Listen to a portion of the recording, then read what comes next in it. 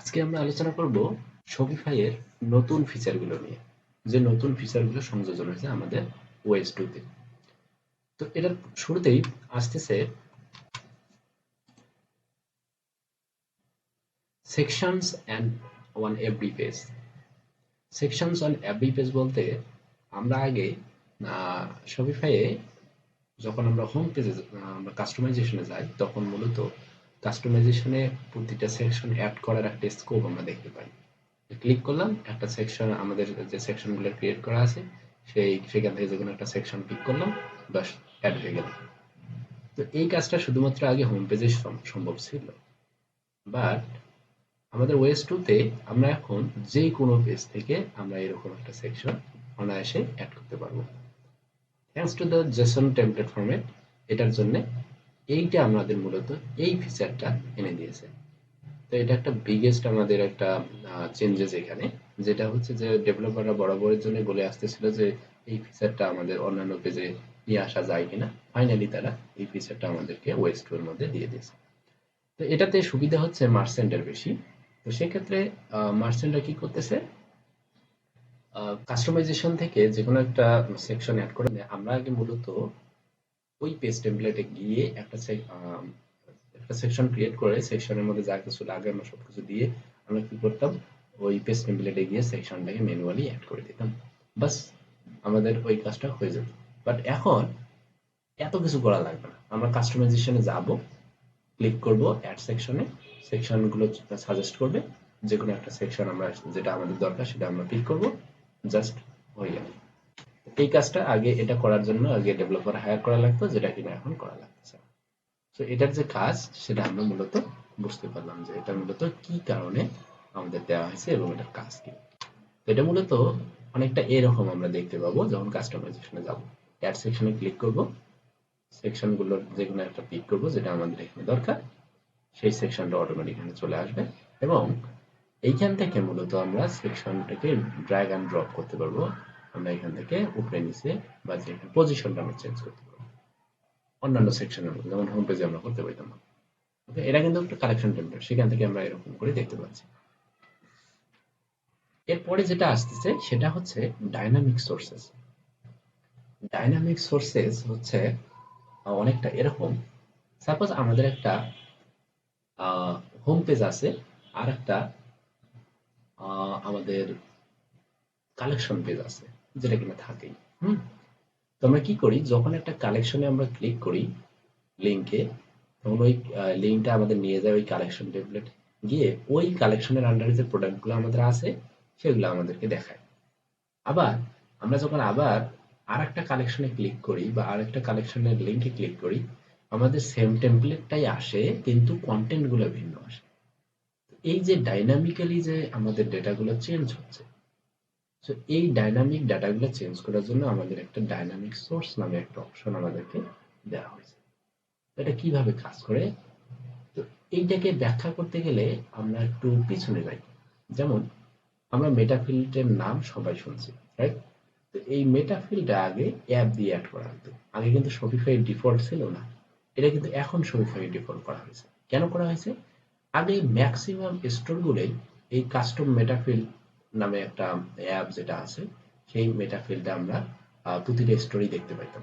তখন শপিফাই এর কর্তৃপক্ষ দেখতে পারলো, যে ডেভেলপাররা দেখতে পারলো যে এটা তো একটা বাজে দেখায় একটা ফিচার, যেটা কিনা আমাদেরকে লাগতেছে প্রতিটা স্টোরের জন্য। আমরা সেটার জন্য কেন আহ, মানে একটা অ্যাপের মাধ্যমে কেন অ্যাড করবো, ওটা আপনার সাথেই দিয়ে দিচ্ছে না কেন? যাই হোক, হয়তো বা কিছু কারণ ছিল যার জন্য তারা এটা দিতে পারেনি ওই সময়।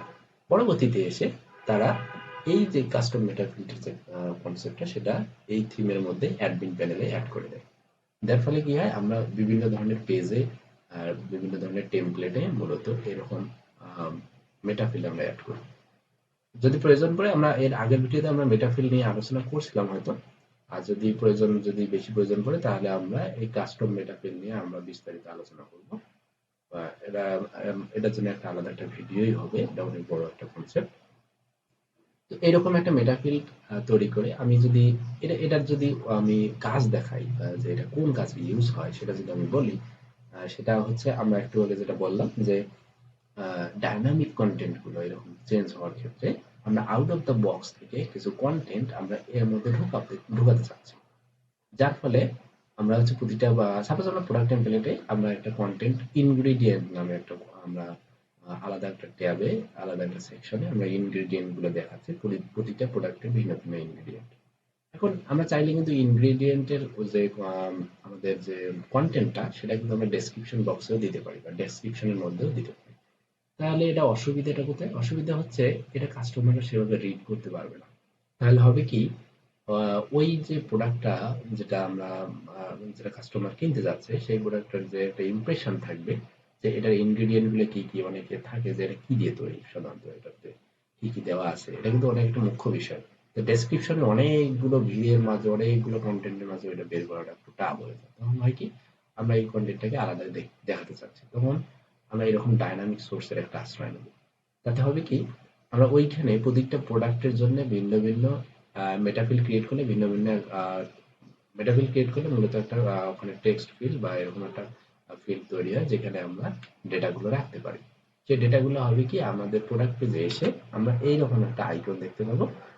এইখান থেকে কাস্টমাইজেশনে যে আমরা এখানে ক্লিক করি, তাহলে ওই মেটাফিলটা আমাদেরকে সাজেস্ট করবে যে তুমি এটা এখানে দেখাতে চাচ্ছ কিনা এই ফিল্ডের আন্ডারে। তাহলে হবে কি, এখানে ক্লিক করলে ওই ডাটাটা যে চলে আসে প্রতিটা প্রোডাক্টের জন্য ওই কন্টেন্ট গুলো ভিন্ন ভিন্ন ভাবে দেখা। তাহলে হলো কি, এটা অনেকটা ডাইনামিক ভাবে সুন্দরভাবে কাজ করতেছে প্রতিটা প্রোডাক্টের জন্য ভিন্ন ভিন্ন। তো এই কাজটা শর্ট করে নিয়ে আসছে এইরকম একটা ডাইনামিক আমাদের সোর্স দিয়ে। ওকে, এরপরে যেটা আসতেছে সেটা হচ্ছে অ্যাপ ব্লকস। তো অ্যাপ ব্লকসে কি নিয়ে আলোচনা করা হয়? অ্যাপ ব্লকসে সাধারণত এটার কাজ কি, সেটা হচ্ছে আমরা এটা যদি পুরনো অ্যাপের দিকে তাকাই বা আগের অ্যাপগুলোর দিকে তাকাই, যদিও আপনারা যারা নতুন তারা এটা হয়তো এখন পাবেন না, বাট আগের অ্যাপগুলোতে কিরকম ছিল, একটা অ্যাপ ইনস্টল করলে তারা ইনস্টলেশনের জন্য একটা গাইডলাইন দেয়। সেখানে প্রয়োজন অনুযায়ী মাঝে মধ্যে তাদের উইজেট থাকে, কিছু উইজেট দেখানো থাকে। তারা কি করে যে এই কোডটুকু আমরা তোমাদেরকে দিচ্ছি, এইটুকু কোড তুমি অমুক জায়গায় গিয়ে অমুক সেকশনের নিচে বা অমুক জায়গায় গিয়ে পেস্ট করে দাও। হুম তাহলে হবে কি, এই জায়গায় যদি তুমি পেস্ট করে দাও তাহলে এই উইজেটটা তুমি দেখতে পাবা হুবহু এরকম।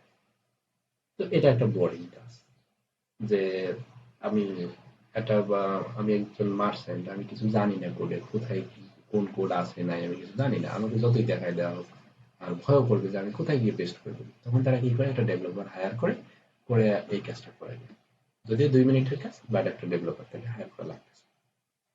তো এই অ্যাপ ব্লকটা কি করে, এই কাজটাকে রিডিউস করে নিয়ে এসে তারা কি করছে, এইরকম একটা জায়গা আমাদেরকে দিয়ে দিছে। যখন আমরা অ্যাড সেকশনে ক্লিক করব তখন আমরা সেকশন অথবা অ্যাপস এর ব্লকটা আমরা এখান থেকে পিক করতে পারবো। কিভাবে? এই যে আমরা এখানে দুইটা উদাহরণ দেখতে পাচ্ছি, একটা হচ্ছে সাবস্ক্রিপশন উইজেট আর একটা হচ্ছে রিভিউ উইজেট। হ্যাঁ, রিভিউ উইজেট আবার বিভিন্ন ধরনের উইজেট আছে, সেগুলো এখান থেকে দেখা যাচ্ছে। এটা কোথা থেকে আসছে? ওই যে অ্যাপ প্রোভাইডার যারা আছে তারা কি করছে, একটা অ্যাপ ক্রিয়েট করছে, সেই মাদার অ্যাপের আন্ডারে থিম অ্যাপ এক্সটেনশন নামে একটা আরো সাব কিছু এক্সটেনশন তৈরি করছে অ্যাপের মতো। সেখানে তারা কি করছে, এই ফ্রন্ট এন্ডটা পুরোটাকে সেখান থেকে অ্যাক্সেস করতে পারে। তারা কি করবে, ওই জায়গায় যে যে আমাদের উইজেট গুলো তারা ওখান থেকে কোড করে করে যেগুলো ক্রিয়েট করবে সেগুলা এই জায়গায় এসে রিফ্লেক্ট করবে, যদি কিনা ওই অ্যাপটা সেই স্টোরে ইনস্টল থাকে, তবেই মাত্র এটা সম্ভব। হ্যাঁ, তখন কি করবে, এই অ্যাপটাকে এনাবল করার পরে এরকম অ্যাপস এর ব্লকগুলা উইজেট গুলো এখান থেকে দেখতে পাবো, যে পিক করলে আমরা যে কোনো জায়গায় এখান থেকে এখানে বসাতে পারি। তখন আর আমাদের ব্যাকএন্ডে কোড খুঁজে বাইর করে সেখানে পেস্ট করার প্রয়োজন হচ্ছে না। তো এই বেনিফিটটা আমাদের অ্যাপ ব্লকস দিচ্ছে।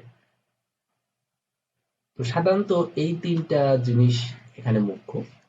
এই তিনটা জিনিস কিভাবে কাজ করতেছে, আহ, কিভাবে আমরা এটাকে ডেভেলপ করতে পারি, কিভাবে আমাদের যে ওএস 2 এর মধ্যে এই কনসেপ্টটা ইউজ করে আমাদের যে অন্যান্য সেকশন গুলো কিভাবে কাজ করবে, সেই জিনিসটাকে আমরা দেখব এই তিনটার মধ্যে। মূলত এই তিনটা জিনিসের উপর ভিত্তি করে পুরো ওএস 2 টা ডেভেলপ হয়েছে।